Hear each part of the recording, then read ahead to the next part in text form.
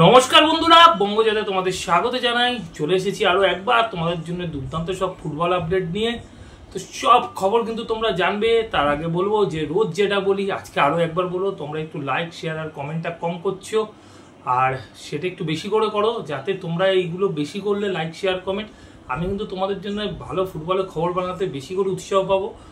আর চ্যানেলে যারা নতুন এসেছো অবশ্যই সাবস্ক্রাইব করে বেল বাটনটা অন করে দাও, যাতে ফুটবলের সব নোটিফিকেশন তোমরা রোজকার মতন পেতে থাকো। তো চলো দেখে নিই প্রথমেই তোমাদের জন্য কি খবর আজকে অপেক্ষা করছি। প্রথমেই আসি একটা খারাপ খবর দিয়ে। গত বৃহস্পতিবার সাউথ আমেরিকার কোপা লিবারেতোরাস কাপের খেলা ছিল ব্রাজিলের সাও পাওলো এবং উরুগুয়ের ক্লাব ন্যাশনালের সাথে সাও পাওলোর মাঠে। আর সেই ম্যাচেই কিন্তু হৃদরোগে আক্রান্ত হয় উরুগুয়ের 27 বছর বয়সী ফুটবলার হুয়ান ইকিয়ার্দো। তো তৎক্ষণিক তাকে কিন্তু রেস্কিউ করার জন্যে স্টেডিয়াম থেকে হসপিটালে নিয়ে যাওয়া হয় সাও পাওলো। তো সেখানেই কিন্তু গতকাল রাতে তিনি কিন্তু মারা যান। ভেন্টিলেশনে ছিলেন এই 27 বছর বয়সী উরুগুয়ান ফুটবলার হুয়ান ইকিয়ার্দো। তো তাকে কিন্তু আর বাঁচানো যায়নি, তার আর জ্ঞান ফেরেনি। ভেন্টিলেশনে তিনি কিন্তু গত বৃহস্পতিবার থেকে মৃত্যুর সাথে পাঞ্জা লড়ছিলেন।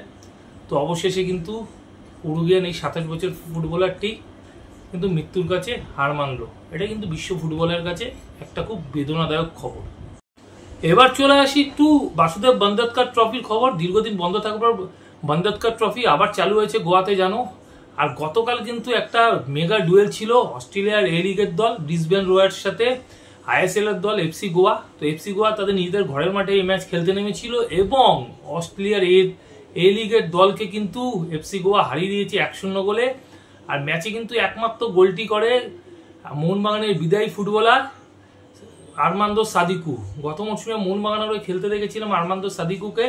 এই মরশুমে গিয়ে কিন্তু এফসি গোয়াতে ফুল ফোটাচ্ছে আরমান্দো সাদিকু। এর আগের ম্যাচেও গোল পেয়েছে এবং এই ম্যাচেও কিন্তু তিনি গোল করেছেন এবং অস্ট্রেলিয়ার এ লিগের দলকে কিন্তু হারিয়ে দিয়েছে এফসি গোয়া।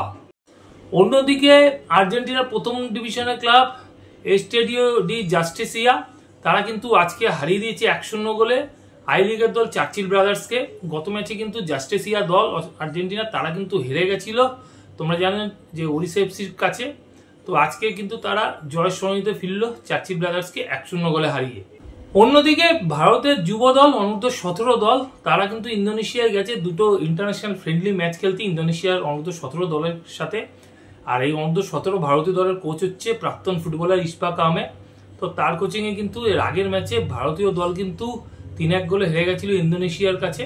আজ কিন্তু তাদের দ্বিতীয় ম্যাচ ছিল সিরিজের এবং এই ম্যাচে কিন্তু ইন্দোনেশিয়াকে হারিয়ে দিয়েছে ভারত 1-0 গোলে। তো আগের ম্যাচ হেরে যাবে আর এই ম্যাচ জেতে কিন্তু এই সিরিজ কিন্তু 1-1 রয়ে গেল ভারত এবং ইন্দোনেশিয়ার মধ্যে। আরও একটি ডার্বি আমরা দেখতে চলেছি আগামী 2রা সেপ্টেম্বর আইএসএল এর ডার্বির আগেই। আর এই ম্যাচটি হতে চলেছে উত্তরপ্রদেশের লখনৌতে কেডি সিং বাবু স্টেডিয়ামে।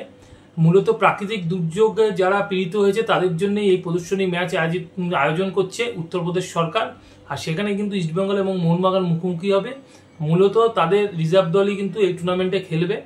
তো এটা একটা মহৎ উদ্দেশ্যে এই ম্যাচটি আগামী 2রা সেপ্টেম্বর সন্ধ্যে 6টায় অনুষ্ঠিত হতে চলেছে লখনৌতে। আগামী 30শে আগস্ট কিন্তু আরো একটি প্রদর্শনী ম্যাচ হতে চলেছে কেরালার ওয়ানাডে বন্যা বিধ্বস্ত দুর্গত পীড়িত মানুষদের জন্য এই ম্যাচটি কিন্তু হতে চলেছে এবং সেখানে কিন্তু খেলবে কলকাতার মোহামেডান স্পোর্টিং। আর তাদের মুখোমুখি হতে চলেছে কেরালা সুপার লিগ যেটা হতে চলেছে সেই সুপার লিগ কেরালার যেই সুপারস্টার প্লেয়ার আছে তাদেরকে নিয়ে গঠিত কেরালা একাদশ বলে একটা টিম। তো কেরালা একাদশের সাথে মোহামেডান স্পোর্টিং কিন্তু আগামী 30শে আগস্ট এই প্রদর্শনী ম্যাচটি খেলবে কেরালাতে। আর এই ম্যাচটির টাইমও কিন্তু সেই সন্ধ্যা 6টায়। আইনগতভাবে কিন্তু হায়দ্রাবাদ এফসির নতুন মালিক হয়ে গেল বিসি জিন্দাল গ্রুপ। গত 26শে আগস্ট তারা পুরনো যারা মালিক ছিল হায়দ্রাবাদ এফসি তাদের সাথে বসেছিল এবং সেখানে কিন্তু তাদের সাথে চুক্তি সম্পন্ন করে সম্পূর্ণভাবেই ক্লাব পুরনো মালিকেরা বিসি জিন্দাল গ্রুপকে হায়দ্রাবাদ এফসিকে বিক্রি করে দিল। তো যার ফলে এখন হায়দ্রাবাদ এফসি পুরো মালিকানায় চলে গেল বিসি জিন্দাল গ্রুপের কাছে। এখন বিসি জিন্দাল গ্রুপ কিন্তু চাইছে যে 3-4 দিন যা সময় আছে এই ট্রান্সফার উইন্ডোতে, এই গ্রীষ্মকালীন ট্রান্সফার উইন্ডোতে 3-4 দিনে কিছু ফুটবলার সই করাতে। তবে তাদের উপর এখন যেহেতু 11খানা ব্যান হয়ে আছে ফিফা থেকে, তো সেই ব্যানগুলো কিন্তু তারা তুলতে চাইছে। সেই জন্য তারা ফিফাতে কিন্তু আবেদন করবে। এখন দেখার যে তারা কত তাড়াতাড়ি এই ব্যান তুলতে পারে। অন্যদিকে যাদের বকেয়া পাওনা আছে, আগের প্রাক্তন ফুটবলার বা কোচ বা যারা নাকি ক্লাবের সাথে যেসব স্টাফেরা জড়িত ছিল, তাদেরও কিন্তু বিসি জিন্দাল গ্রুপ তাদের মাইনাও বকেয়া যে ছিল সেগুলো ফেরত দেওয়ার কাজ শুরু করেছে। তো বিসি জিন্দাল গ্রুপ চাইছে যে অন্য দল থেকে ফুটবলার নিয়ে এসে সই করাতে, এবং যা ট্রান্সফার ফি দেওয়ার সেই ট্রান্সফার ফি দিয়েও নতুন ফুটবলার নিতে চাইছে। তো হাতে সময় কম, এখন দেখার কত ভালো ফুটবলার তার নিজের দলে সই করে নিজের দলটাকে কতটা শক্তিশালী করতে পারে, যেটা নাকি অনেকটাই কঠিন কাজ, তবে অসম্ভব বলে কিছু নয়। অন্যদিকে মোহামেডান স্পোর্টিং এর কিন্তু আইএসএল খেলা নিয়ে একটা জটিলতা দেখা দিয়েছিল। গতকাল অব্দি একটা জটিলতা ছিল। বাংকারিলের কর্তা দীপক সিং কিন্তু একটা বিস্ফোরক ভিডিও পোস্ট করেছিল, যেখানে বলেছিল মোহামেডান স্পোর্টিং এর অফিসিয়ালরা কিন্তু তাদের সাথে সহযোগিতা করছে না। তাদের যে ম্যানেজিং বোর্ড হতে চাইছিল সেই বোর্ডে কিন্তু মোহামেডান স্পোর্টিং চাইছিল 5 জন তাদের ক্লাব থেকে কর্মকর্তাকে রাখতে, এবং সাচি গ্রুপ এবং বাংকারিলের 2 জন করে কর্তাকে রাখার কথা হয়েছিল। তো সেটা কিন্তু তাদের সেই স্পন্সর বা বিনিয়োগকারীরা মানছিল না, সাচি গ্রুপ এবং বাংকারিল।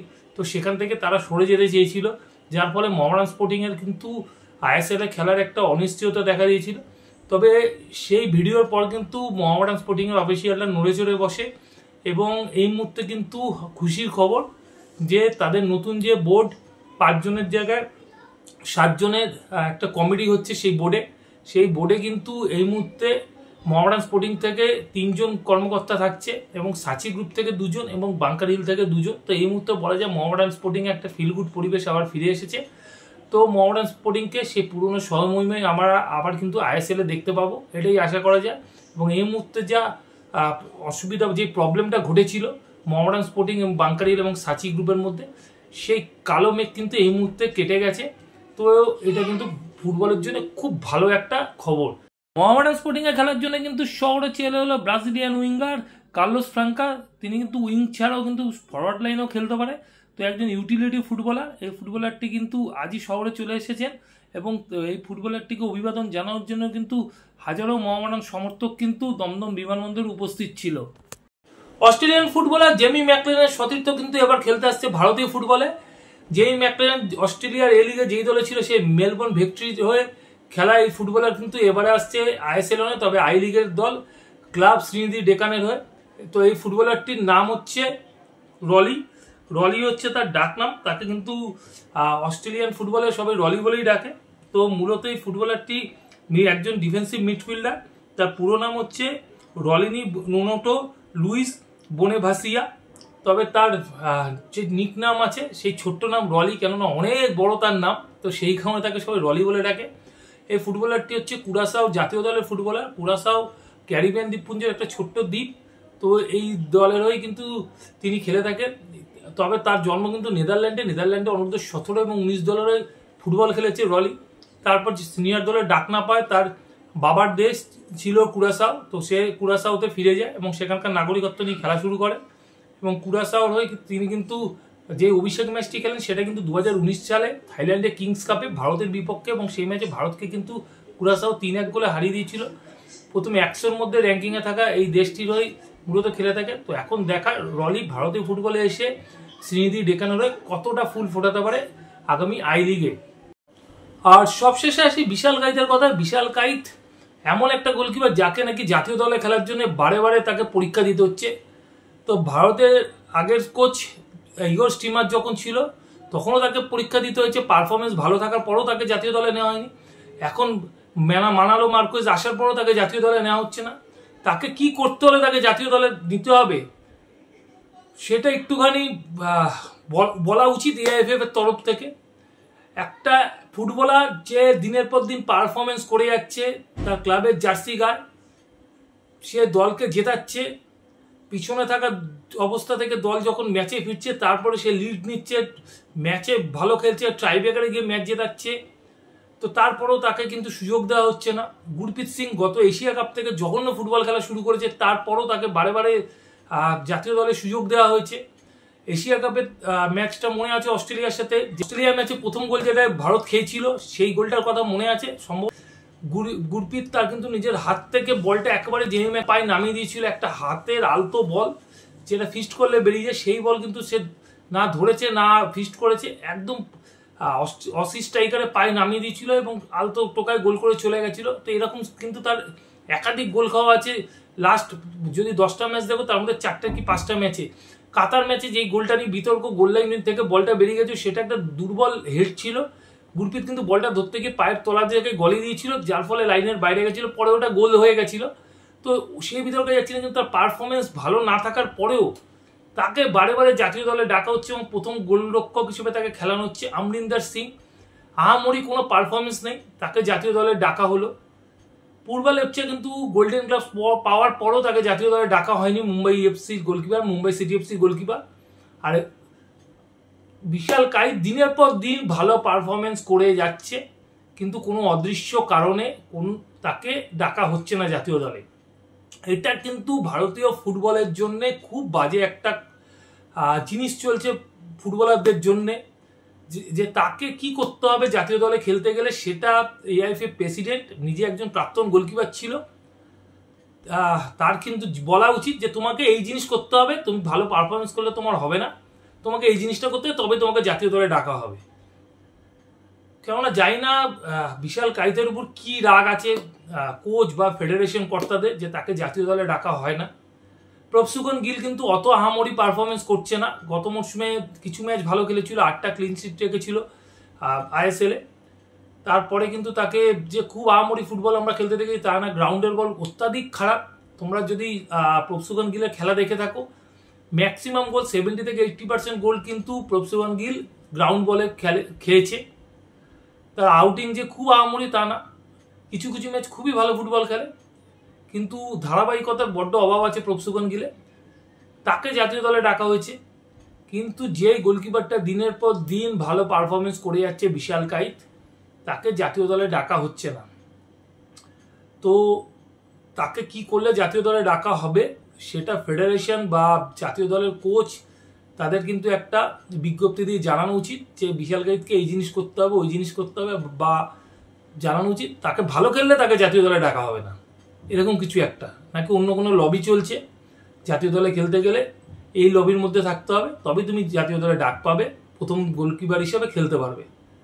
তো যাই না, তবে এটা নিয়ে কিন্তু ফুটবল প্রেমীদের মধ্যে সোচ্চার হওয়া উচিত। আমরা চারিদিকে যেমন আন্দোলন দেখছি, বিশাল কাইতকে জাতীয় দলে ডাকা হোক, এটা নিয়ে কি একটা আন্দোলন হবে নাকি, বা একটা আন্দোলন করলে করা উচিত। আমি মনে করি একটা আন্দোলন বিশাল কাইতের জন্য কিন্তু মনমোহন সমর্থক, শুধু না ইস্টবেঙ্গল সমর্থক, মনমোহন সমর্থক সবাই মিলে একটা করা উচিত, যে পারফরমেন্স করে কেন এই গোলরক্ষক জাতীয় দলে সুযোগ পাবে না। তো আমার মনে হয় বিশাল কাইতের জন্য সমর্থকদের গলা ফাটানো উচিত এবং ক্লাব অফিসিয়ালদেরও গলা ফাটানো উচিত, যেন তাকে জাতীয় দলে ডাকা হয়। শুধু জাতীয় দলে ডাকা না, এই মুহূর্তে বিশাল কাইতের যা পারফরমেন্স, আমি বলছি গুরপ্রীত, অমরিন্দর সবার থেকে বেটার পারফরমেন্স। এবার শুধু আমি না, আমার সাথে কিন্তু বাকিরাও সহমত হবে। তো এই গোলকিপার কেন জাতীয় দলে ডাক পাবে না, কি করলে ডাক পাবে, সেটা অন্তত ফেডারেশন বলুক যে একে এই করতে হবে।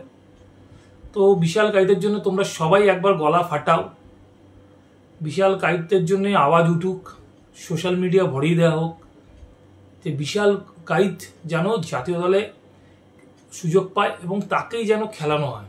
তার পারফরমেন্স কিন্তু সেই কথাই বলছে। এই মুহূর্তে ভারতের 1 নম্বর গোলকিপার বিশাল কাইতি, অন্য কেউ না।